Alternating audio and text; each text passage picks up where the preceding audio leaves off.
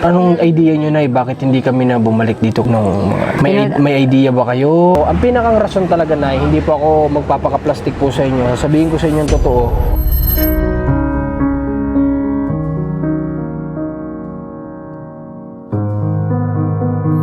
Huwag mo po sana na mamasama yung sasabihin ko.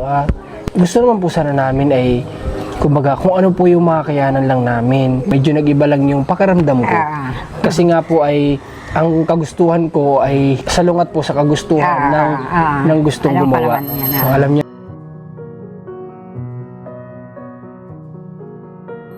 Kasi 'di ba nakita mo naman nung huling bisita ko dito na yung sinasabi ko sinasalungat kasi nung ano. Okay guys, so welcome back sa ating channel at muli Marcos TV channel, kasama ko ang team, si Luke, si JM.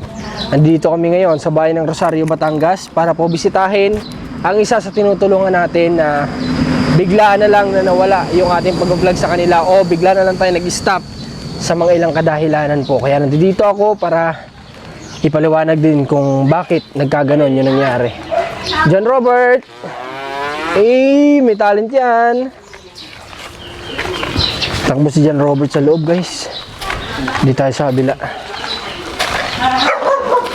Check natin kung nandito yung nanay nila. Sana nandito para makausap natin. Ay, dito pala si nanay. Nice, kamusta ho? Sino kasama niyo dito? Kasama ko. Naliligo. Naliligo? Okay. Ay, kayo muna ang kakamustahin ko dapat na Kamusta ho kayo? Ayos naman. Ayos naman ho. Okay, so ang mga anak nyo, kamusta? Ayos naman. Si John Robert, pakita mo si John Robert. Saginis. Ayun naman si Jezabel, umiinom. Ayun grabe. Ano dati pa Si ano, wala ano? Nasaan yung Nasa isa? taas. Nasa taas? Okay. So, Nay, alam niyo ba kung gaano na rin kami katagal na hindi dito nakabisita? May ilang ano May na? isang buwan. Tama. Talagang almost 1 month na hindi kami dito nakabisita. Huling punta nyo dito yung mister ko ang kausap nyo. Po, yung mister niyo 29. nakausap namin. May 29. Nasaan ka po nung mga panahon na yun? Nasaan ka ulit? Nasa Quezon. Sa aking mga kapatid. Nandoon ka? Okay po, Nay. Ganito, kaya din ako dito na pumunta para makausap ko po kayo. Ano? Ako naman na Daras naman itutuloy pa din naman sobrang namin. Kami na nga lang ang magkakilala ko din po kayo. Pati po itong mga anak ninyo ay natutuwa talaga kami din na sila ay makakita. Yan. At anong idea nyo na bakit hindi kami na bumalik dito nung may idea ba kayo? Meron ba kayong Ang alam ko, busy kayo kay Ninya. yun ang alam ninyo? Okay. So, isa yun na talagang sobrang busy din talaga ng mga nakaraan. Ano? Okay. Paano pala muna, bago ako pumunta sa pinakang rason, anong trabaho ni mister mo ngayon? Nagkakaingin siya. Nagtatanim ng mga halaman. Mga halaman? Kamuting kahoy. Ang anak mong nagtatrabaho sa Batangas, kamusta naman? Kunan nyo si nanay nyo ng pamaypay. Para na pamaypay ang init. Pera mo kay nanay mo yung pamaypay, pera mo. Pero makapapag pawisan-pawisan. Ang init. Masama ang pakaramdam ko. Basang-basa ka na daw. Masama paramdam nyo? Kaya pala nakita ko nakamidyas ka. Gana aking... Bakit? Napano ka? Wala, basta pagka ganyang alingahit ang init, ang aking ulo na napiti. Lagi kang ganyan, nakakaramdam ng ganyan. Okay. So, bago ang lahat muna na yung panganay mo, umuwi ba dito? Umuwi siya. Kailan po umuwi ulit? Nung Sabado ng gabi. Yung Sabado. Okay. So, bakit kayo na yung nagbigay sa akin ng panibagong estimate ng bahay? Paano kasi hindi pa kasi na-divide tong lupa. Ay, ang gusto ng mister ko, di niya sa paunahan. Nakainip mama. Kaya ayaw pa namin magpa-semento. Okay guys, isa kasi sila nanay sa pagagawan sana natin o ipare-repair natin yung kanilang Ano na lang yan. kanilang kwarto. Ipapa-repair sana talaga dapat natin yan. So, Nay, ganito, 'di ba? Sinabi ko po sa inyo nung una na sa abot lang po ng mga kayanan namin ay yun yung itutulong namin sa inyo. So, ang kinikita po ng channel natin ay willing ako na mag-divide para mapagawa ko itong itong kwarto ng mga anak mo. So, ang pinakang rason talaga na hindi po ako magpapaka-plastic po sa inyo. Sabihin ko sa inyo yung totoo para alam po ninyo, hindi lang po dahil sa busy kami kay Ate Ninya. Kasi malapit lang naman po ito kay Ate Ninya, pwede kami ditong dumaan. Okay? Huwag mo po sana na mamasamain ito na sabihin ko, kami po kasi kapag kami po ay tumutulong or gusto naming magpa-repair man lang ng kahit sa bahay, gusto naman po sana namin ay kumbaga kung ano po yung makakayanan lang namin. Kumbaga po ay hayaan lang po sana kami kung ano yung maibibigay naman namin na tulong, di ba? So nung time kasi nanay na huling bisita ko po dito na medyo lang po kasi ako, medyo nag-iba lang yung pakiramdam ko.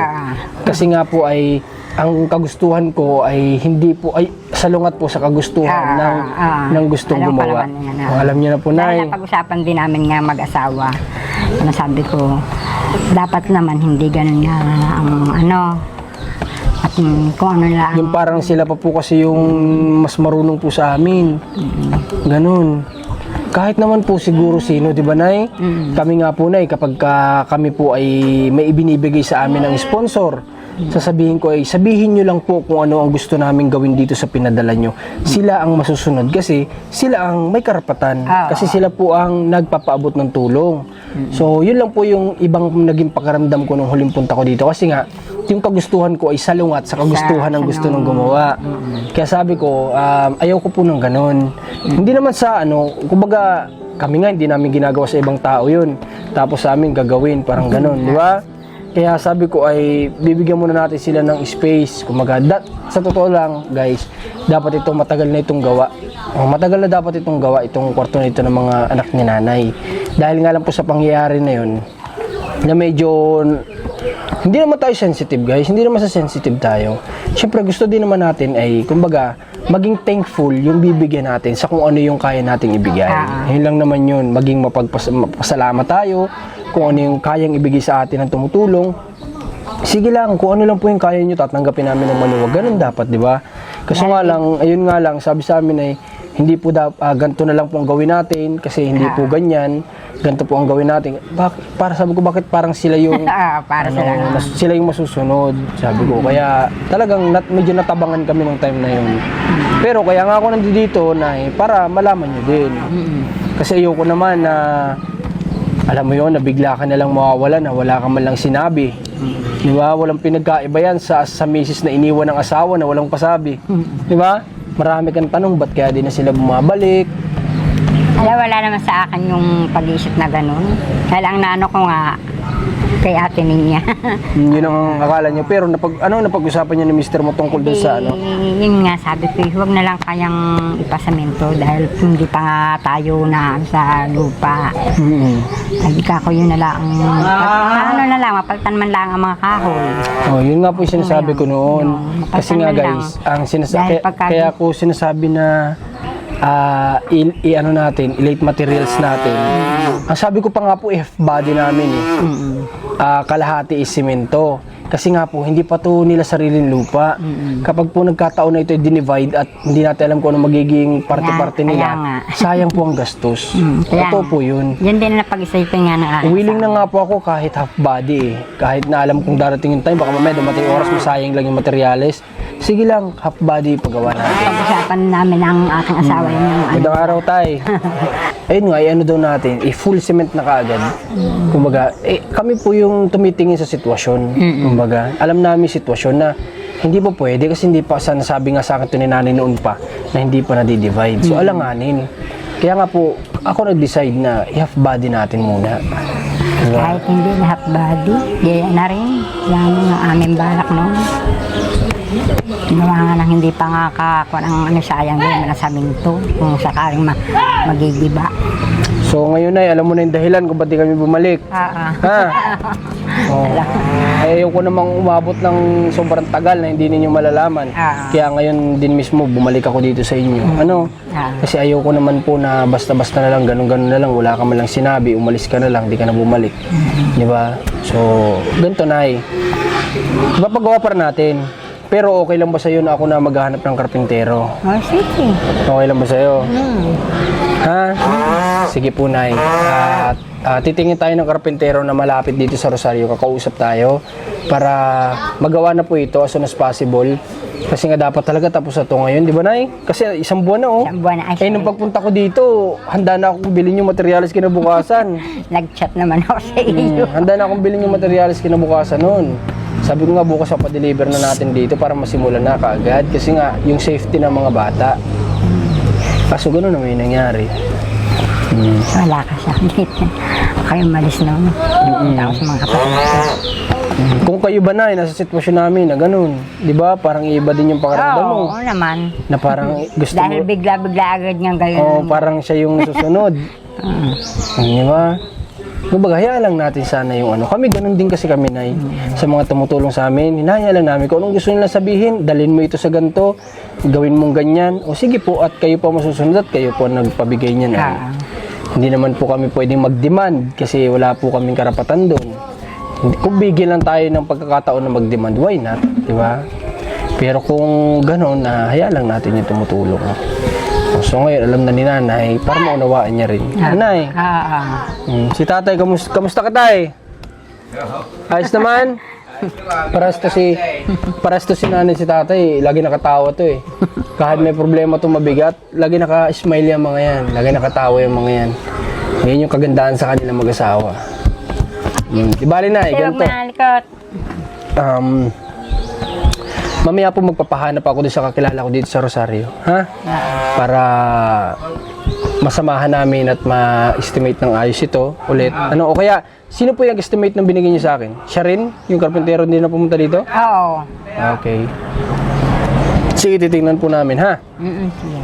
Titingnan namin na maayos para mapagawa natin kasi naipangako din po natin to guys na may papagawa natin. Well, hindi po tayo dito guys hindi tayo dito balat sibuyas or ano. Gusto lang po natin is kumbaga ay matutunan ng ibang mga tao yung ganon na maging thankful lang tayo. Yun lang naman yun. Ano, para ma-realize din natin. Kaya kami din nag-stop muna para ma-realize din na be thankful lang dapat. Diba? Kasi ganon ginagawa namin sa buhay. Be thankful lang kami kung anong dumating. Grab. Take it, di ba? Hindi na sasayangin. Take it lang. Pero hindi na para mag-demand tayo. Yun lang naman. Okay, kamustahin ko sana yung mga anak mo? Sa loob, okay lang ba? Oo. Sige, kunin ko nga itong microphone mo. Kamustahin natin yung mga bata. Alam ko kahit hindi sasagot itong mga ito kakamustahin. Nanonood sila ng TV. Jezabel, kamusta ka? Ha? Jezabel, kamusta? Ha? Okay naman? Okay ka lang? Ang ganda naman ng panuoran mo. Ang ganda-ganda naman ng panuoran mo, Jezabel. Nasaan si, ano pangalan na ito? Jenilyn. Bakit mo si Jenilyn? Nandiyan sa loob. Oh, nasa si, nagtatago. Oh, di ba? Sabi ko sa'yo, nagtatago yan eh. Pahinap. Nagtatago. Opo. Oh, di ba? Sabi ko sa'yo eh.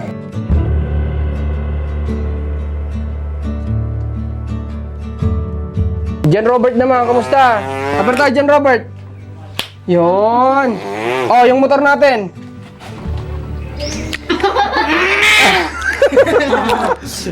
Tanda ko rin. Mas talaga na Jan Robert eh. Yung motor namin, hindi niya nakakalimutan. Isa ba, alas na. Oh, 1, 2, 3.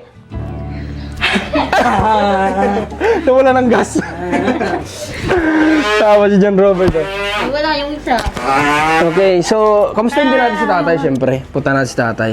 Punta natin si tatay mo dyan, Robert. Kamusta din natin?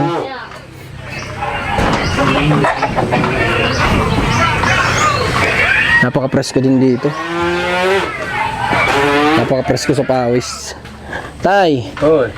Kamusta ang pagkakaingin? Okay. Ayos naman, may kita naman. Eh, wala kita yun. Ano lang ang napapala niyo po sa ganong pagkakaingin? Hindi, kung sa ko yun, alawihan ko lang yun sa pag ako nag-aalam ng aking hayop doon sa iba. Okay. Meron ba sa inyo ibinibigay na something sa kinakaingin niyo? Kahit mga gulayin, prutas, wala ba? Ang tanim ko lang din mga kamuting kahoy. Okay. Sarili niyong tanim. Ang naando doon. Yun lang. Tsaka yung kulbasa. Kalabasa. May mga ganun kayo. Okay.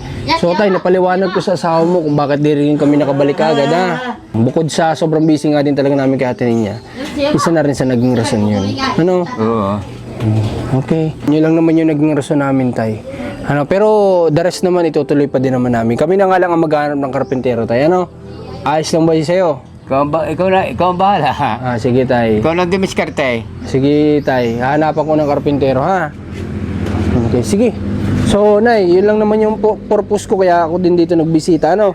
By next day, babalik kami dito. Baka kasama na namin yung karpintero, ha? Sige.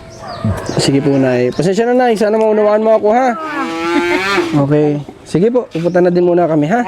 At napadaalan din kami talaga para sabihin sa'yo, ha? Sige, salamat. Sige po, Nay. Wala pong anuman. God bless po sa inyo. Bye, Jezabel.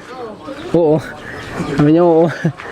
Okay, so ayun, lesson natin dito guys, talaga lahat tayo, kung ano man yung dumarating sa buhay natin, gamitin man ng ibang tao sa pamamaraan na gusto ni God para magkaroon tayo, ipagpasalamat natin yun at maging thankful na lang tayo at wag nating ugaliin talaga na magdidemand tayo ng kung ano sa mga tao na tumutulong din sa atin. Maging ano lang tayo, kumbaga salamat na lang. Kung may ibibigay, salamat. Kung wala, salamat pa din. Ganun lang. Ano? Okay, so yun lang. At maraming salamat sa pagsama sa aming araw sa team namin. JM, tsaka si Luke, at Commander Marcos, Rans TV, supportan yung team namin. Sana marami pa kaming maging mission. By next day or next day, magbi-mission na kami sa Cavite. Hindi na kasi nadagdagan yung yung nilalapit sa atin doon, pero kami nang bahala mag-scout doon. Bahala na, agahan namin, lilibutin namin para marami kayong mapuntahan. Oh, isa pa. 1, 2, 3.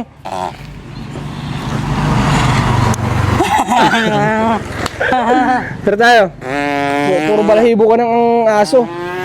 Tara guys, punta na rin tayo. Salamat. God bless po sa lahat.